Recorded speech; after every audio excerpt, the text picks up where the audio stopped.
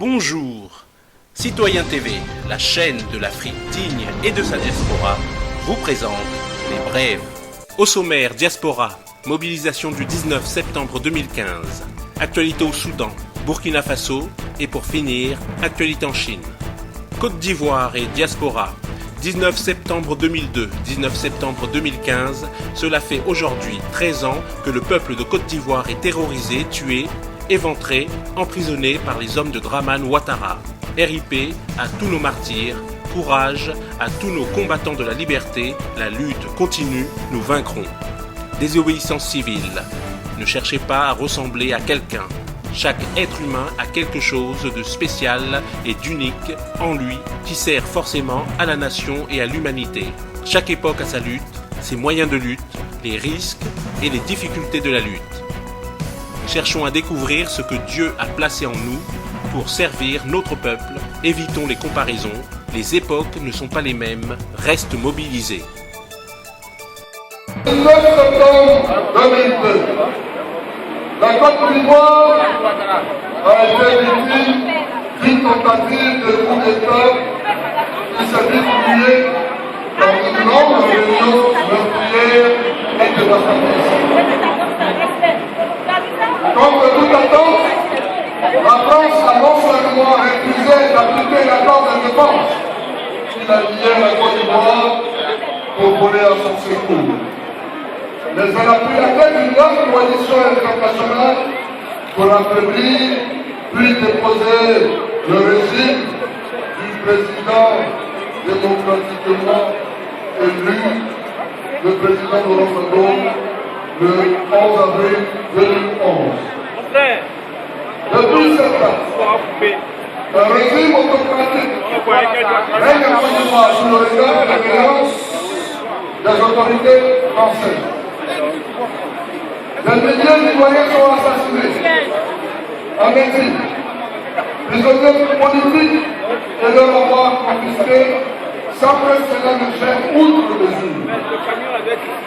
Là où le président Laurent Gbagbo veille au respect de son opposition, la liberté publique et la cohésion nationale, le régime de M. Alassane Ouattara défie les droits de l'homme, pratique une justice de l'État en jetant en prison les responsables politiques et associatifs, membres de la société civile, sans jugement.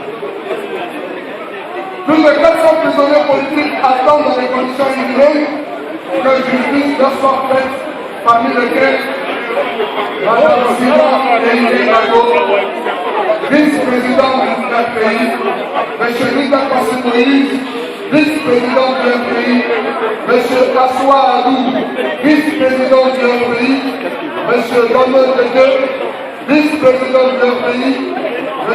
Samba Dadi, président de la Société de Côte d'Ivoire, moi, Justin, responsable de la jeunesse du Front populaire ivoirien, Raïm Estor, pour ne citer que ceux.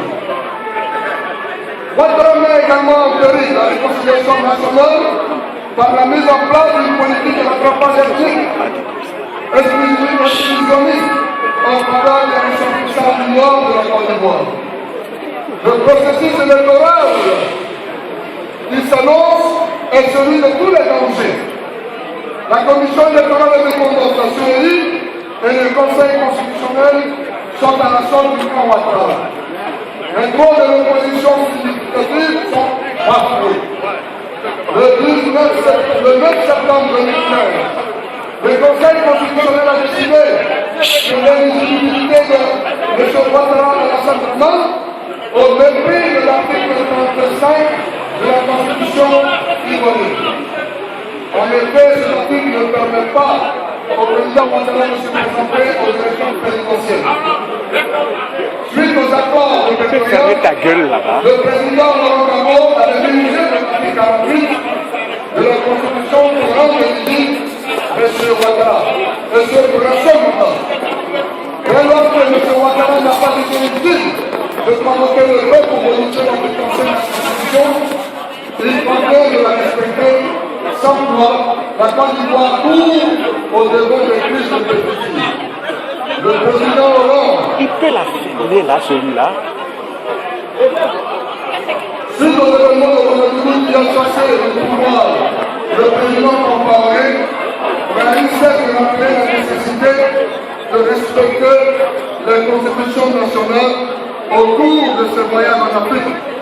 Mais paradoxalement, le Niger se mure dans un silence coupable depuis cette forfaiture. Depuis le 10 septembre 2015, les Ivoiriens sont dans la rue, au moins 3 morts et de nombreux prisonniers. La résistance ivoirienne est panafricaine.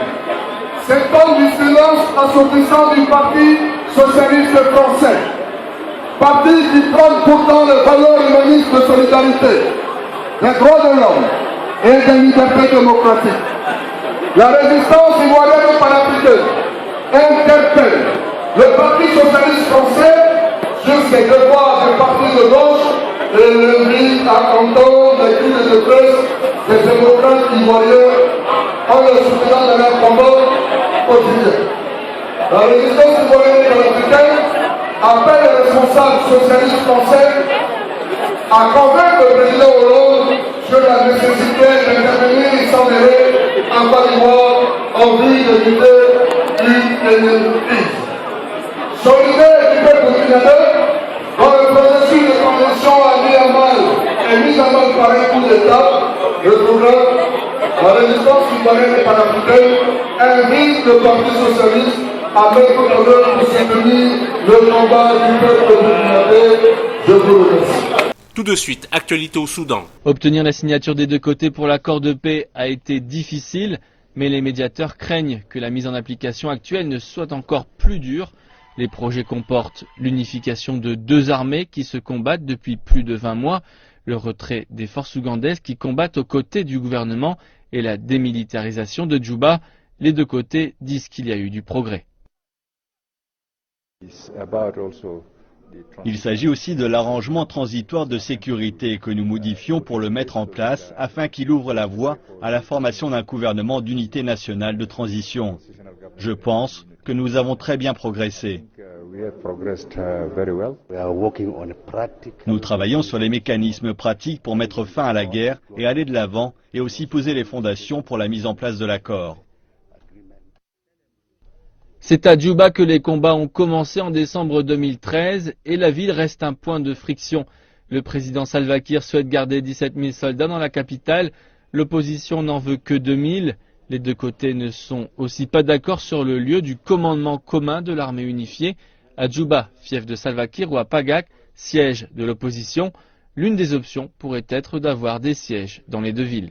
Tout de suite, actualité au Burkina Faso par Johnny Pacheco. Et cette vidéo, c'est pour m'adresser à un homme sans foi ni loi. Un homme même qui a contribué aujourd'hui à humilier tout un continent. Parce qu'au-delà de votre pays, c'est tout un continent vous humilier. Je vais parler ici de celui-là même qui, malgré tous les efforts des Africains pour amener l'Afrique sur le chemin du développement, malgré toutes les batailles menées pour que l'Afrique aujourd'hui soit citée dans le Conseil des Nations, nous avons encore des gens qui agissent avec un caractère d'animosité, qui agissent par instinct et non par raison, comme si c'était des animaux. Je vais parler ici du général Poutis, le chef de la junte du RSP au Burkina Faso, le général Gilbert Diendéré. Mais, sérieusement, je m'interroge. Je m'interroge parce qu'aujourd'hui, vous faites un coup d'État. Vous faites un coup d'État, c'est par rapport à quoi? D'abord, là, pour ceux qui ne vous connaissent pas, je vais expliquer ici. Ce général-là, c'est lui et Blaise Compaoré qui ont tué Thomas Sankara. Vous avez compris? Vous avez tué Thomas Sankara. C'est-à-dire que votre canon que vous aviez, la balle de votre canon a touché Thomas Sankara. Thomas Sankara, jusqu'à aujourd'hui, nous voulons savoir pourquoi il a été tué. Les Africains veulent le situer pourquoi il a été tué. Parce que c'est un monsieur qui incarnait le panafricanisme. C'est un monsieur qui était un nationaliste. Mais vous l'avez assassiné.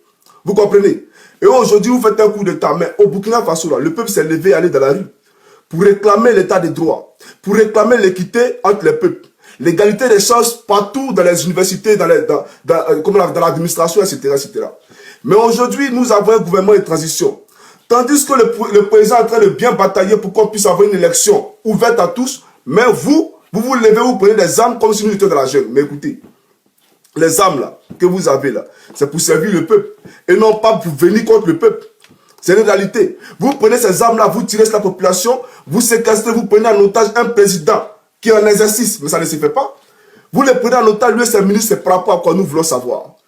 Nous voulons savoir pourquoi vous l'avez pris en otage.